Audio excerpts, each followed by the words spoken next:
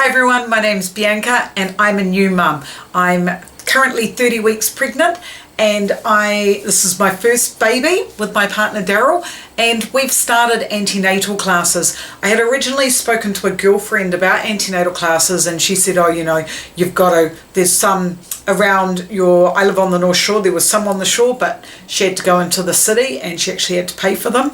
Once I actually spoke to my midwife or your LMC, she advised me with the place that I needed to go to sign up for the antenatal classes. 6 weeks.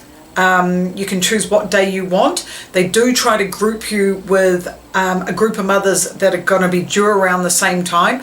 So close, in fact, that they joke that you may actually be giving birth at the same time in the hospital. Was really looking forward to it. My partner Darryl came along with me. Darryl is already a father. He has 3 teenagers. However, in his past relationship, they didn't actually go to antenatal classes. So he is really enjoying the antenatal classes and he's learning a lot. So I am the type of person that I'm not going to go out and read the book. I'm not interested. The reality is this baby is going to be born at the end of November. I'm not the type of person that's going to stress myself out with facts and details and then on the day none of it happens. So we actually have quite a small group at our antenatal group in Takapuna, and there is all nationalities: South African, Malaysian, Polynesian, European, you name it. Where we are a diverse mix in that group. And so the first day that we went there, I'm going to show you the notes and stuff that they gave me. We actually worked in a group and just figured out exactly what's happening with our bodies, and what do we need to know about what's happening. Also, they highlighted some of the common pregnancy complaints: nausea, vomiting, constipation, hemorrhoids, insomnia, varicose veins, heartburn, anemia, itching of the skin, vaginal discharge and thrush, backaches, lower abdomen and groin pain, edema, and that's swelling, high blood pressure, cramps, indigestion and flatulence. So they do go over all those areas of concern and give you solutions for them. And then they also have guidelines for exercise during pregnancy. And I love exercising. And one of the things I found interesting was that exercising doesn't decrease the fetal fat without decreasing overall growth and causes no increase in low birth weight in babies. Whereas stopping exercise in late pregnancy tends to produce a larger baby who has more body fat. These children are coming out our vagina. They're going to be huge.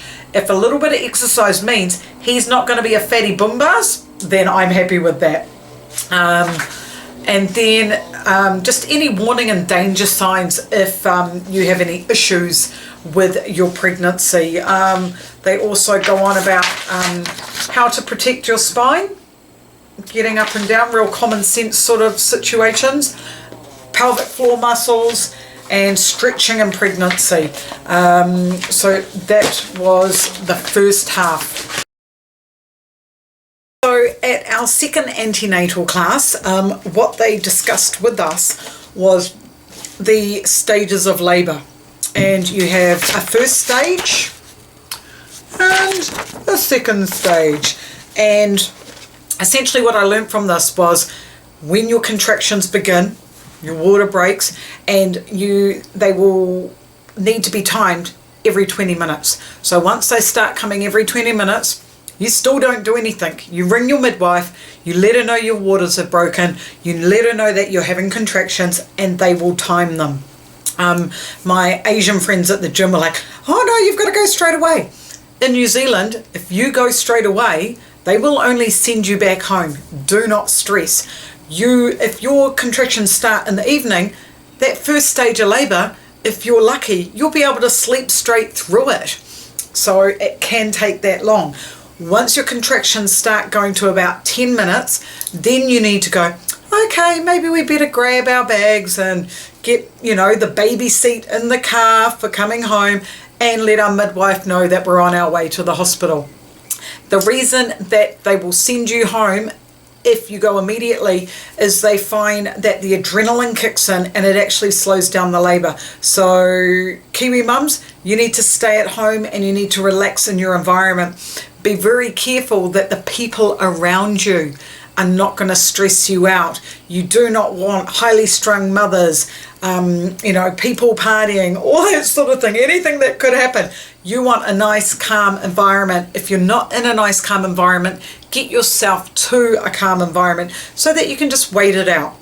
Now, with each contraction, you start dilating. So we start out at that size, and then 10 centimeters, you know, is the goal that we want. So once we actually get to 10 centimeters, which is large enough for the baby's head to fit through, that is when you start having 2-minute contractions. So there's no point in pushing or struggling when you're at 20, 10, 5, 4-minute contractions, because you're not going to be dilated enough. So you just need to hold out until you're fully dilated, and then you're good to go. Okay? Every woman is different. I don't know how long that's going to take. Hopefully my partner thinks that I have this ideal that the water will break, contractions will start, we'll go to the hospital, there will be no pain, and baby will pop straight out. It's my life, my fantasy. That's the way I think it's going to work. One of the amazing things that I really enjoyed was the skin to skin. Okay, so that is baby literally sitting on you. And I think the skin to skin, I think that was our second antenatal class. So what they did was, there at every hospital there is a tour. So I know at North Shore and Takapuna it's Wednesday nights and it's Saturdays and Sundays at 3 p.m.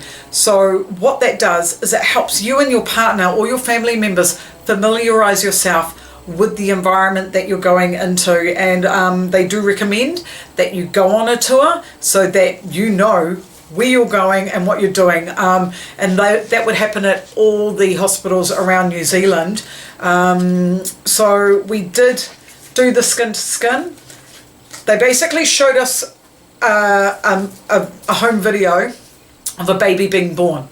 And what happens with the skin to skin is it's literally down to, once baby's born, they lie it on top of you, and around the 57, 58 minute mark, baby goes, I'm a bit hungry, and it literally sniffs its way over to your nipple and starts feeding. Okay, I just found this really amazing, that this child who's just come into the world knows where to go to. It reminded me of like a little snail or a caterpillar cruising over, wanting a feed. So that skin to skin is really important. It's also really important that your partner has skin to skin contact so that the baby can familiarize themselves with your partner. I see a lot of mothers complaining about the fact that the fathers just aren't involved. Well, mums, are you trusting your partner and leaving your child with the father? Or as soon as baby is picked up and starts crying, they give them back to you. Don't let that happen. Make the partner endure the crying. The baby will stop crying soon enough, and it will learn that this is another person that I can actually trust. Okay, so you need to give your men time with that. One of the things that we found really funny was that they had a fact, and this fact was 98.2% of babies like skin to skin lying down with their partners watching sports on TV. I don't know how much truth there is to that. However, if that means it gives you a break and it gives your child a reason for bonding with your partner, then let them do it. Who cares? We also talked about how you're going to go into labour, whether you have like an emergency birth, and what the first stages of labour are. What to pack. You have to pack your bags before you go to the hospital. If you're going into labour, you want to make sure that your bag is packed and your baby bag is packed. They give you some suggestions on what you should take. I explained to my partner that I was going to stick this to the baby's room, to the wall, so that when we leave, we can just tick it off. I don't really want to think about this. I just want tick, tick, tick. Yep, we've got everything. Let's go. So that we also talked about the type of pain relief that you're going to use. So they have a thing called a TENS machine, and you have to hire these, and it's like a massager. It's drug-free, easy to use, blah, blah, blah. Now, my question to my midwife was, this is electro. Now, if I can't use electrodes during a facial, why would I then use it right before labour? She couldn't really answer that for me. I'm not my midwife, the lady who takes the antenatal class. So I'm not 100% on that. Also, there's the gas, which is basically NOS. It's what everybody takes at the parties.